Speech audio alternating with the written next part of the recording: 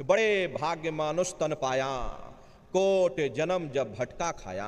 कोटान coat जन्म जन्मांतरों तक अलग अलग योनियों में भटकने के बाद में तब बड़े सौभाग्य से तुम लोगों को ये मनुष्य शरीर प्राप्त हुआ।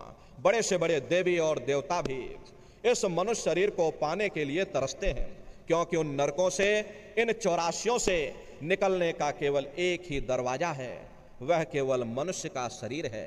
इसी मनुष्य रूपी मंदिर में बैठ करके हम उस परमात्मा की भक्ति कर सकते। इसीलिए संतों महात्माओं ने इस पंच भौतिक शरीर को सच्चा हरि मंदिर कहकर याद किया कि हरि मंदिर यह शरीर है और ज्ञान रतन प्रकट हुए, ये असली हरि मंदिर है। जब भी वो परमात्मा मिलेगा इसे हरि मंदिर के अंदर मिलेगा। इसे पंच भौतिक शरीर को ईसा मसीह साहब ने टेम्पल ऑफ लिविंग गॉड यानी जिंदा ईश्वर का मंदिर कहा। इसे पंच भौतिक शरीर को गुरु नानक साहब ने नर नारायणी देह कहकर याद किया। ये वो देह है जिसमें नारायण स्वयं विराजमान है। वो नारायण जब भी मिलेंगे तुम्हें तुम्हारे अंदर मिलेंगे। यही कबीर साहब ने लिखा है कि जो तिल माही तेल है, जो चकमक में आग, और तेरा साईं तुझ में, और जाग सके तो जाग। जैसे तिल में तेल होता है, पत्थर में अग्नि होती है, ठीक उसी तरह से वो मालिक हर एक के घट घट में, हर एक के वजूद के अंदर बैठा हुआ। कस्तूरी कुंडल बसे और मृग धूड़े बन माही, ऐसे घट घट राम हैं दुनिया देखे नाही। जैसे हिरन कस्तूरी की खुशबू को बाहर जंगलों में ढूंढता फिरता, हालांकि वो खुशबू उसके नाभि से होकर के आती है, वही हाल हम जीवों का है।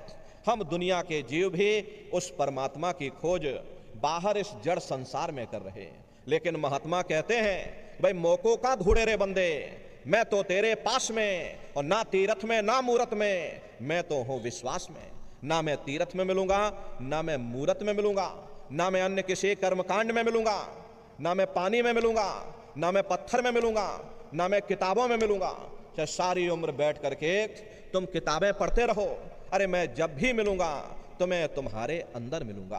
प्रेमी भाई बहनों, बड़ी सीधी सी बात है, अगर खाना बनाने की किताब सारी उम्र बैठ करके आप पढ़ते ही रहोगे कि भाई खाना ऐसे बनता है और खाना वैसे बनता है, और खाने में नमक डाला जाता है और खाने में तेल डाला जाता, तो कभी तुम्हारा पेट नहीं भर सकता। जब तक आप खाना बनाओगे नहीं, उसे स्वयं खाओगे नहीं, कभी तुम्हारा पेट नहीं भर सकता। हम वेदों की निंदा नहीं करते, हम ग्रंथों की निंदा नहीं करते, हम गीता कुरान और बाइबल की निंदा नहीं करते।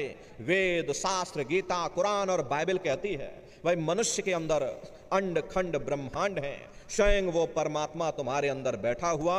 चलो अंदर चलो, तभी तुम सच्चा सुख और सच्ची शांति प्राप्त कर सकते हैं।